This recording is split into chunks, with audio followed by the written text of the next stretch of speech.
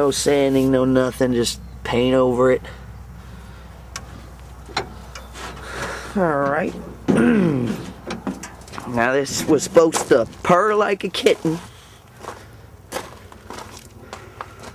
Have no leaking hydraulic cylinders. This cylinder leaks really bad. That's where I turned it on and it started spraying out.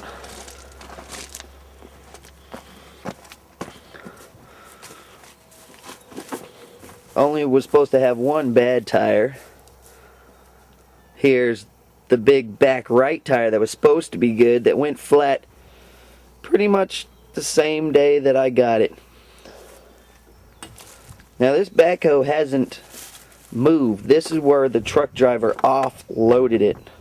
That tire was described like that, so that's good. No big deal. But with this backhoe being offloaded here, started by the truck driver with no starting fluid, had three people there, three of my people there to watch him offload it. We even have video of that. I came out here the next morning to find this. That's the oil. Yeah, and everybody knows that oil's supposed to be black. Thought maybe, well, I'll give the guy the benefit of the doubt. Maybe he just hasn't changed the oil in a while. Well, no, that's not the case, because if you come over here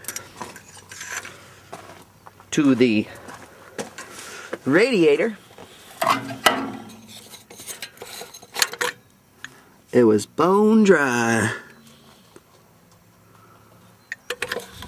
Like, well, maybe just didn't change the oil and the radiator was bone dry just because.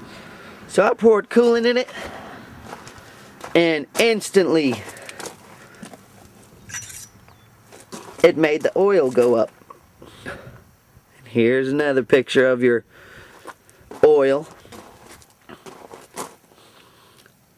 Now this tractor hasn't been driven but to offload it off the trailer. That's it. $9,500. That's $8,240 to pay Jeff Herman, plus $1,350 to ship it here for me to have a broken engine. The only time this backhoe's been touched since it's been here is to diagnose that this is resulted from a cracked block, which this is how it came, with the cracked block.